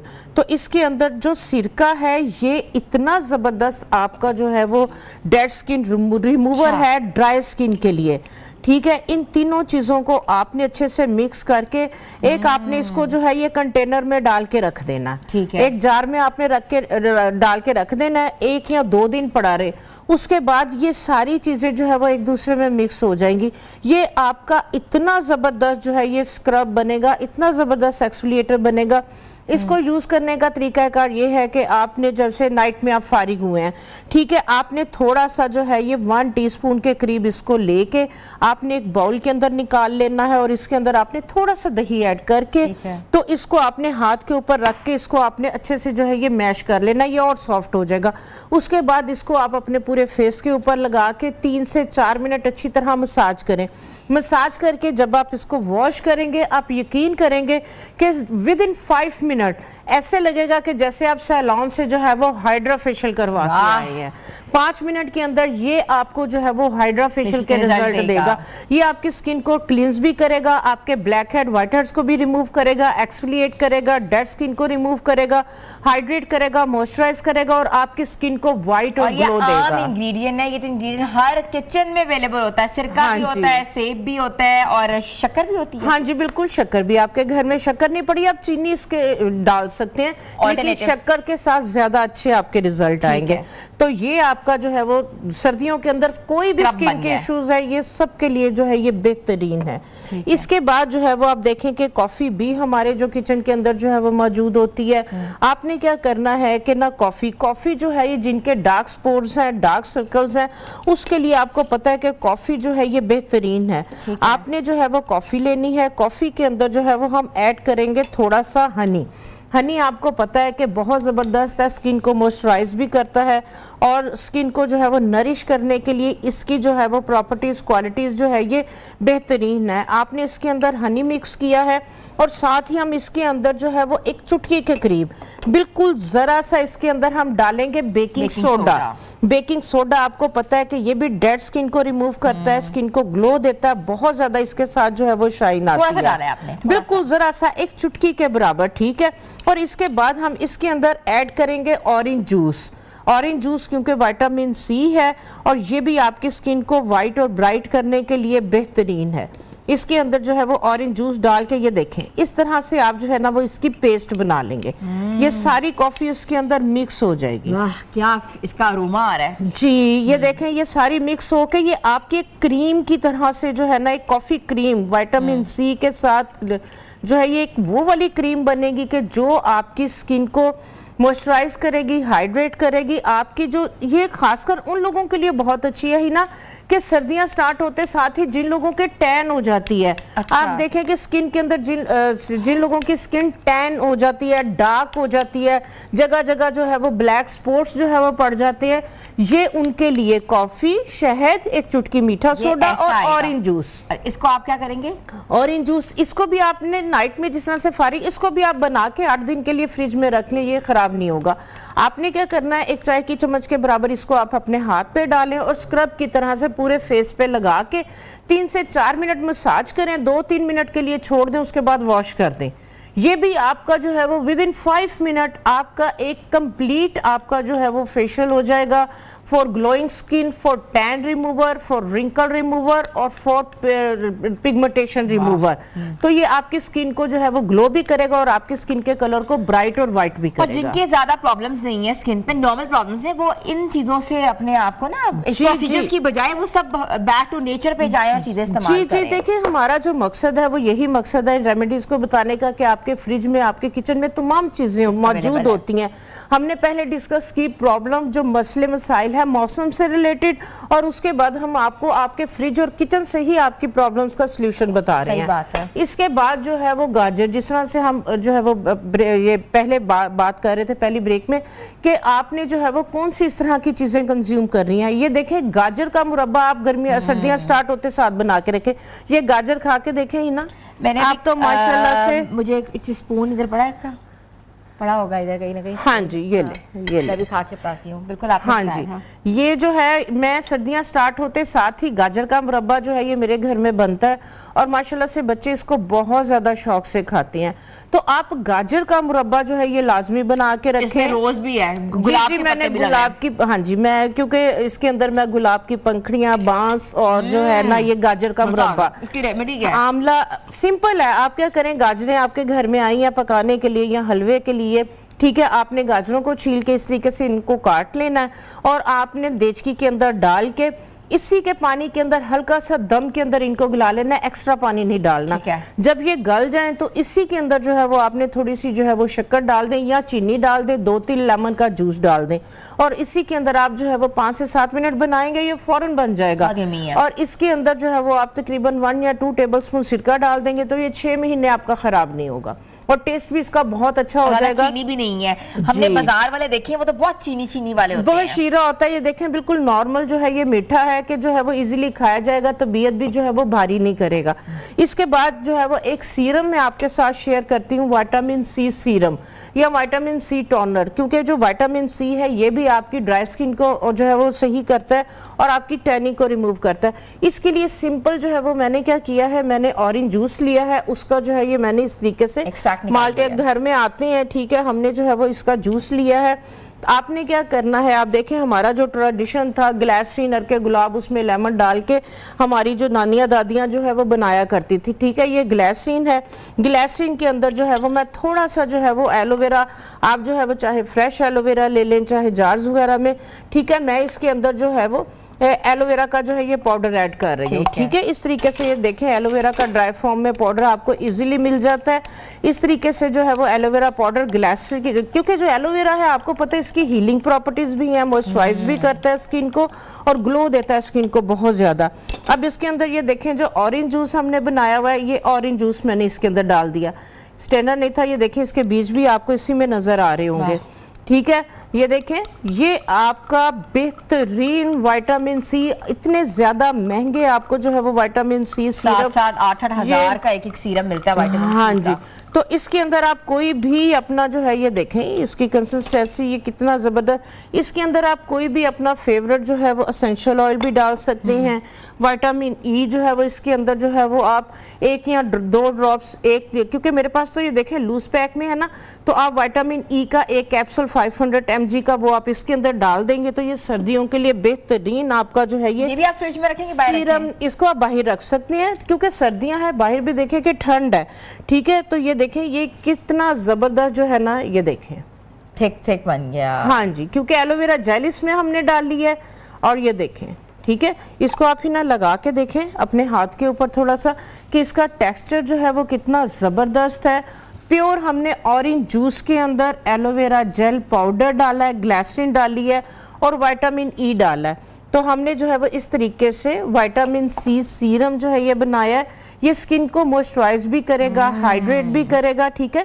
जैसे आप बात कर रहे थे कि हम कोई कोल्ड क्रीम लगाते हैं तो ग्रीसी हो जाती है, ऑयली हो जाती है, इसके साथ ग्रीसी भी नहीं होगा, ऑयली भी नहीं होगा और आपकी स्किन कैसे जो है वो हाइड्रेट और इसके साथ मॉइस्चराइज हो गई है। ऐसा लग रहा है जैसे आपने किसी कोल्ड क्रीम को लगाया हुआ है। हाँ जी, बिल्कुल इसी तरह से। धोना तो नहीं है इसको, धोना, इसको एब्जॉर्ब कर लें आप। ये देखें कोई आपको ग्रीसी फील नहीं हो रहा, कोई चिप कोई इस तरीके से आपको फील नहीं हो रहा, ठीक है। आप, मैंने इसको एलोवेरा जेल पाउडर में बनाया है। आप प्योर इसको जो एलोवेरा आपके घर में लगा हुआ है आप उसके अंदर जो है वो इसको आप बना सकते हैं। एलोवेरा जेल लें, उसके अंदर ऑरेंज जूस डालें, थोड़ी सी ग्लिसरीन डालें, उसको ब्लेंड करें, विटामिन ई के एक आधा कैप्सूल डाल के तो आप एक जेल क्रीम से ये बन जाएगी। इसको आप बना के रखें, कोई चिप नहीं करेगा और ये आपकी स्किन, खासकर उन लोगों के लिए है ना कि जो सर्दियों के अंदर जिनकी स्किन पे क्रैक्स आ जाते हैं, ठीक है, ड्राइनेस की वजह से, तो क्योंकि एलोवेरा है तो वो हील भी करेगा स्किन को और विटामिन सी जो है वो आपको पता है कि टैनिंग नहीं होने देगा।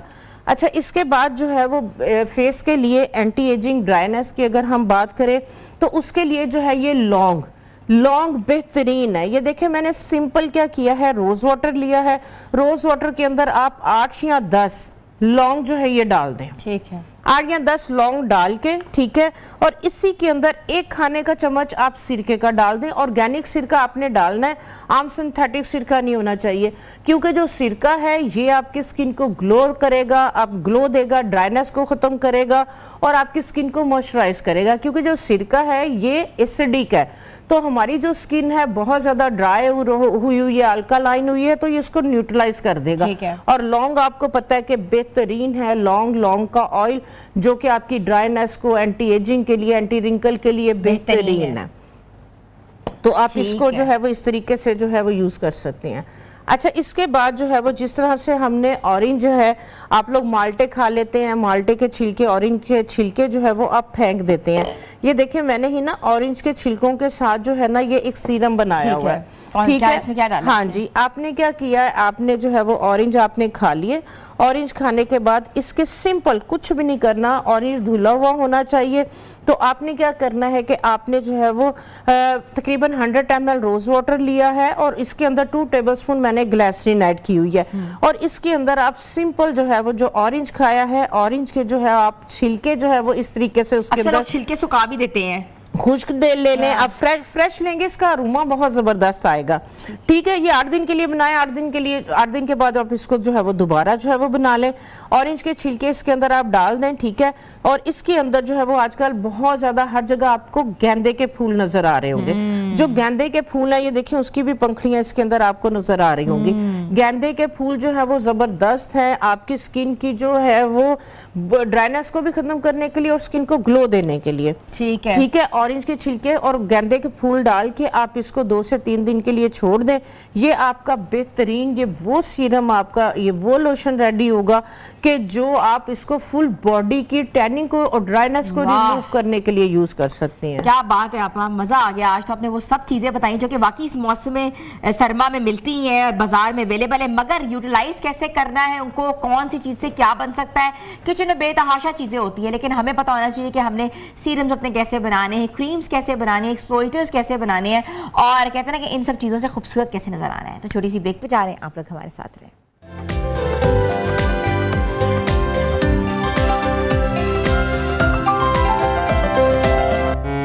सुना है लोग उसे आंख भर के देखते हैं, सुना है लोग उसे आंख भर के देखते हैं, सो उसके शहर में कुछ दिन ठहर के देखते हैं, सुना है लोग उसे आंख भर के देखते हैं।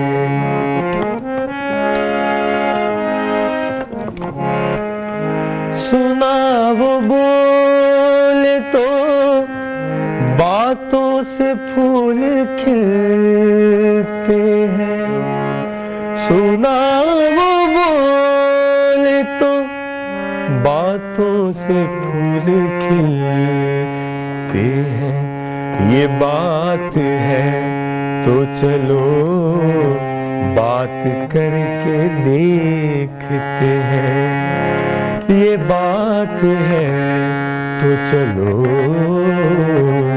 बात करके देखते हैं, सो उसके शहर में कुछ दिन ठहर के देखते हैं, सुना है लोग उसे आंख भर के देखते हैं। वाह वाह, जबरदस्त जबरदस्त।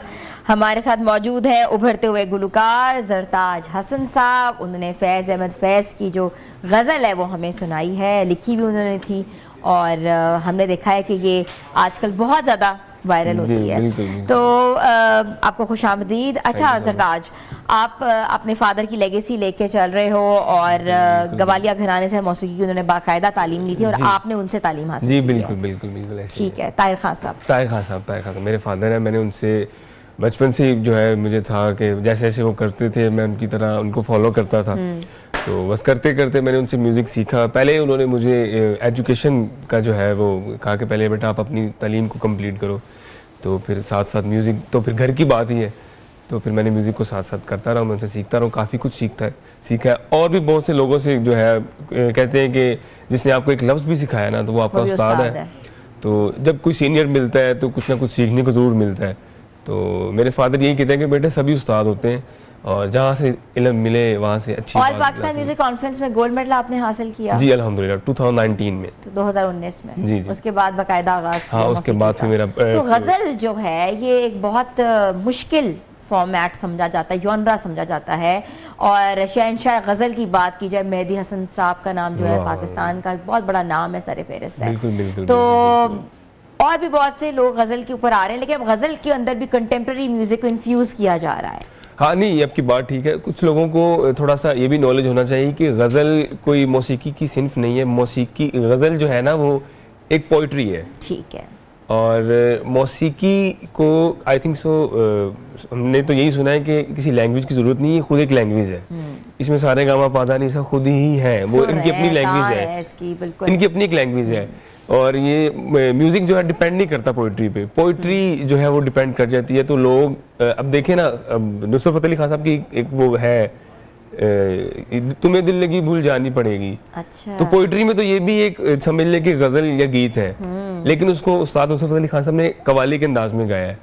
तो लोग बहुत सी गज़लों को कवाली कह देते हैं, बहुत सी कवाली को गज़ल कह देते हैं। थोड़ा सा नॉलेज भी होना चाहिए। अहले ज़ौक़ लोगों को तो है, लोग करते भी हैं, सुनते भी हैं। हम चाहते हैं हम आपसे ज़्यादा से ज़्यादा सुने, बिल्कुल, ताकि बिल्कुल। आपकी जो आवाज़ है वो हमारे व्यूअर्स तक जाए, और जी, बाकी जब बिल्कुल। जाएगी तो ऑटोमेटिकली कहते हैं ना कि एक आर्टिस्ट की पजीराई तभी होती है जब हर बंदा उसका नाम लेता है। हाँ, बिल्कुल बिल्कुल, बड़ी सी बात की आपने। अब मेहदी साहब का जिक्र हुआ तो फिर बिल्कुल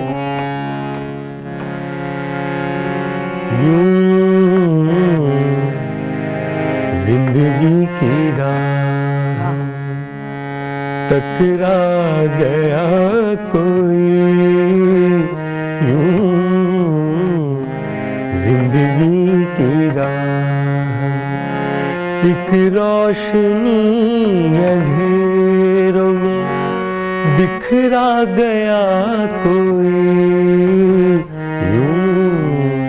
जिंदगी की राह में टकरा गया कोई, जिंदगी की राह।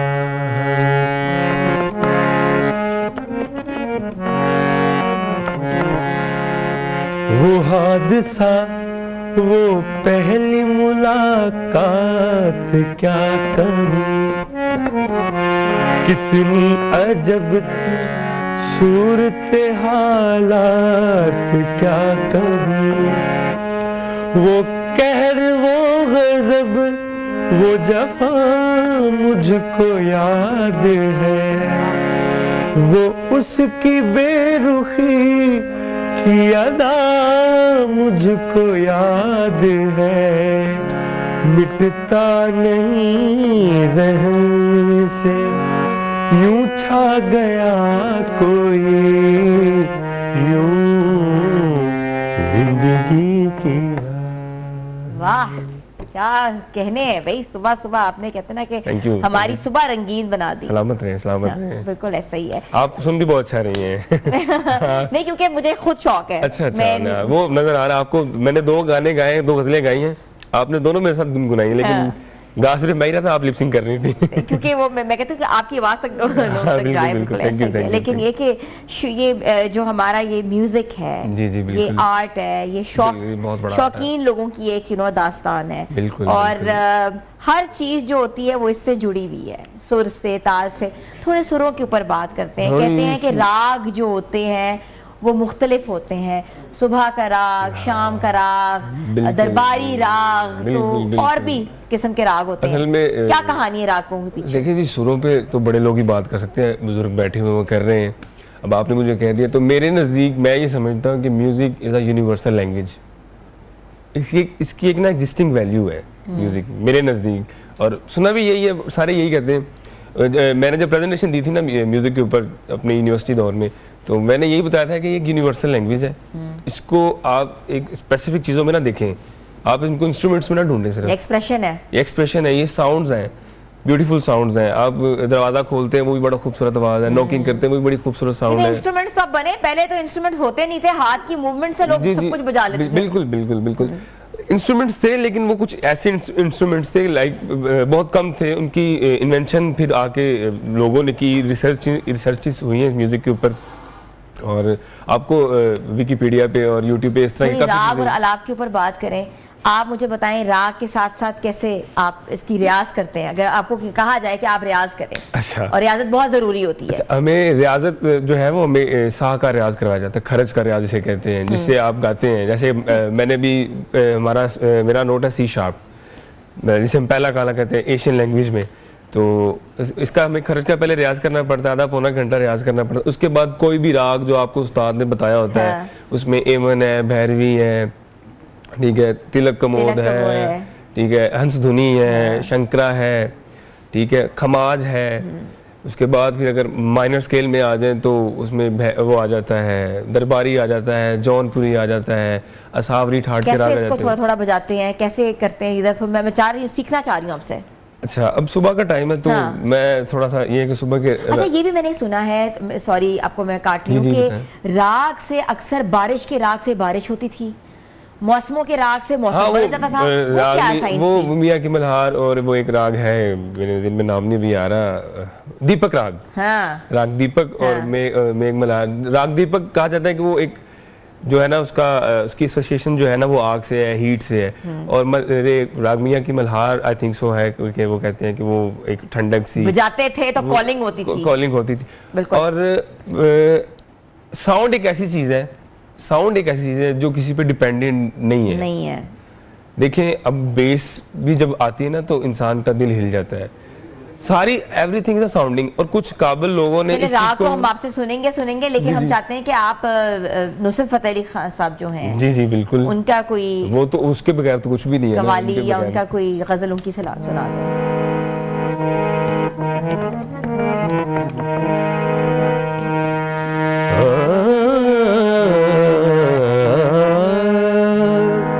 कोई हंसे तो तुझे गम लगे, खुशी ना लगे। कोई हंसे तो तुझे गम लगे, खुशी ना लगे। कि दिल लगी भी तेरे दिल को दिल लगी ना लगे। ये राग की चीजें ना लगे, लाइक से रियाज कहते हैं। खुदा करे तेरा मेरे बगैर जी ना लगे।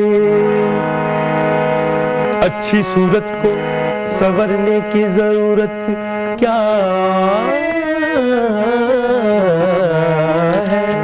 सादगी में भी कयामत की अदा होती है।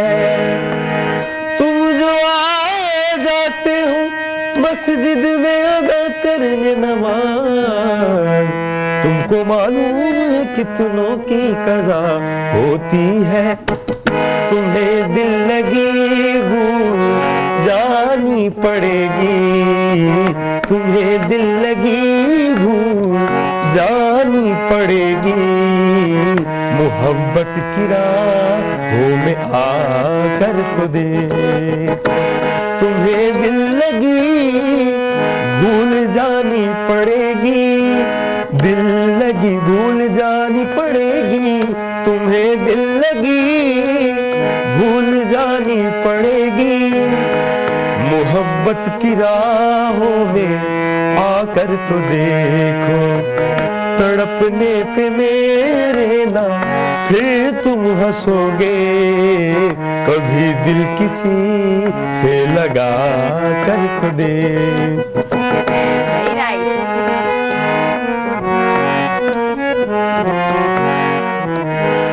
खुदा के लिए छोड़ दो अब ये पर्दा, खुदा के लिए सारे मामा पापा मामा रे सा, ये आपके लिए सारे बाबा धा मामा रे सा सा नी सा सा नी सा सा सारे मारे पापा पापा दा सारे मारे पापा पापा दा रे सा धा पा मा पा दा सा मा पा दा सा मा पा दा सा। खुदा के लिए छोड़ दो अब ये पर्दा के है आज हम तुम नहीं गैर कोई। शबे वस्ल भी और हिजाब इस कदर क्यों, शबे वस्ल भी और हिजाब इस कदर क्यों। जरा रुख से पर्दा हटा कर तो देखो। वाह जी वाह, सुबह सुबह वाकई आपने ऐसे सुरों की आपने भाषा बोली आज, मजा आ गया। Thank you so much, thank you so much. अच्छा मैं एक सवाल पूछना चाहती हूँ। बड़ा कॉमनली मैंने देखा है जब कोई उस्ताद बैठा होता है तो शागिर्द उससे इजाज़त लेता है। हाँ बिल्कुल। ये इजाज़त का कॉन्सेप्ट क्या होता है? बड़े बड़े लोगों को देखा है जब सीनियर कोई बैठा होता है म्यूजिशियन तो आप जाके स्पेशली इजाज़त लेते हो, उस्ताद क्या मैं गा सकता हूँ, या क्या इजाज़त क्या होती है? इजाज़त आई थिंक सो कि कोई भी काम है ना, आप कोई भी काम है तो आपके बड़े बैठे हुए ना तो आपको उनसे इजाज़त लेके करना पड़ता है। लाइक आपने किसी बड़े की कोई चीज़ यूज़ करनी है, उसके कमरे में जाना है तो क्या मुझे इजाज़त है अंदर आने की? हाँ। तो ये एक अदब का मयार है हमारी मौसीकी में। मौसीकी में भी अदब में स्पेशली अदब में तो हम लोगों में कुछ ये इस चीज़ को ज़्यादा फॉलो किया जाता है, क्योंकि हम समझते हैं क्योंकि ये जो मौसीकी है ना, ये किसी की मोहताज नहीं है। तो ये जब मर्जी आपको, अगर आप में थोड़ा सा एरोगेंट आ जाता है, आजकल लोग बड़े बड़े जो है ना उस्ताद बन रहे हैं, मैं तो खुद अभी स्टूडेंट हूँ, भी सीख रहा हूँ, बहुत बहुत अच्छे लोग हैं मुझसे, बहुत अच्छा गाने वाले लोग हैं, और अल्लाह ताला जो लोग इस पाकिस्तान म्यूज़िक को लेके चल रहे हैं, अल्लाह ताला उनको सलामत रखे। हमारे जो फैमिलीज़ हैं, स्पेशली पटियाला घराना है, ग्वालियर घराना है, शाम चौरासी घराना है, तालवंडी घराना, अल्लाह ताला इनको सलामत, और भी बहुत लोग हैं, अल्लाह ताला इन फैमिलीज को सलामत रखे जो पाकिस्तान की लेगेसी लेके चल रहे हैं। और बहुत बहुत आपका। ज़रताज हसन साहब उभरते हुए गुलकार हमारे साथ मौजूद थे, उन्होंने वाकई महफिल में क्या पूरे हमारे शो में जान डाल दी, तो अल्लाह ताला उनको वाकई कामयाबी अता करे। व्यूअर्स, आज का प्रोग्राम आपको कैसा लगा, अपना फीडबैक ज़रूर दीजिएगा, हमारे सोशल पेजेस पे जाइए, ख़ासतौर पे नियो पाकिस्तान के फेसबुक पेज पे जाके हमारी वीडियोस को लाइक करें और कमेंट भी ज़रूर करें, और मिलेंगे कल नए प्रोग्राम के साथ। अपनी होस्ट हिना सलमान को इजाज़त दें, तब तक के लिए अल्लाह हाफ़िज़।